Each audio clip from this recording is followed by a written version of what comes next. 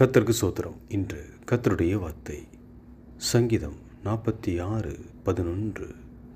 சேனைகளின் கர்த்தர் நம்மோடு இருக்கிறார்.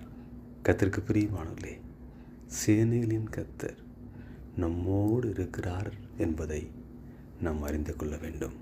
அவரை நேசிக்கிற, அவரை தேடுகிற ஒவ்வொருவருக்கும் அவர் அடைக்கலமாய், பாதுகாப்பாய், கிருபையாய், ஆசீர்வாதமாய் இருக்கிறார் என்பதை நாம் அறிந்து கொள்ள வேண்டும். தன்னை தேடுகிற பிள்ளைகளை தேவன் ஒருபோதும் கைவிடுவதில்லை, விட்டு விலகி போவதும் இல்லை.